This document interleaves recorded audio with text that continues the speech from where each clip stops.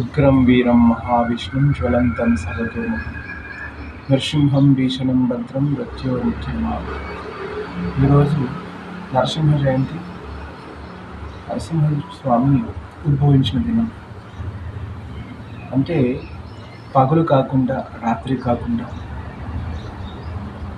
మరియు మనుషుల కానీ జంతువుల కానీ ఇటువంటి ఆయుధం వల్ల కానీ ఆకాశంలో కానీ భూమిలో కానీ నాకు మరణం జరగకూడదని చెప్పి తపస్సు చేసినటువంటి హిరణ్యకశిపుడి కోసము సంధ్యాకాలం సాయంకాలం పగలు కాకుండా రాత్రి కాకుండా సాయంకాల సమయంలో మరి మనిషి జంతువు కాకుండా నరసింహ అంటే మనిషి కాదు జంతువు కాదు నరసింహ అవతారం.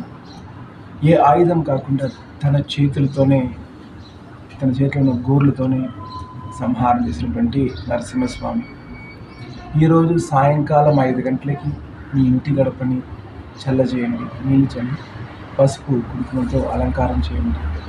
ఈరోజు సాయంకాలం గడపలో స్వామివారు అవతరించారనేసి ఐదీది. ఎవరైతే ఈరోజు నరసింహస్వామి శ్లోకాన్ని, నరసింహ దర్శనము, నరసింహ పూజ ఏం చేసినా కూడా ఆ స్వామి కరుణిస్తారనేది ఐదీకం. ఆయన ఉద్భవించిన దినం. ఎల్లప్పుడూ కష్టం వచ్చిన సమయంలో దేవతలు అవతరించారు. కానీ తల్లి కడుపులో పుడితే ఎక్కడ 10 నెలలు సమయం పడుతుంది.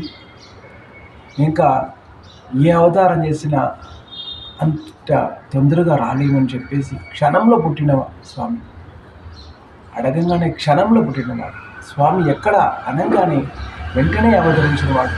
కాబట్టి మనం కూడా కష్టం వచ్చిన సమయంలో స్వామిని అడగంగానే వెంటనే మనకు అనుగ్రహిస్తాడు. తులసి ఆకులతో అర్చన చేయమని, స్వామికి చాలా అనుగ్రహమైనటువంటి పండ్లతో నైవేద్యం చేయండి. భక్తి శ్రద్ధ స్వామి నమస్కరించండి. స్వామి అనుగ్రహం పొందండి. జై నరసింహ.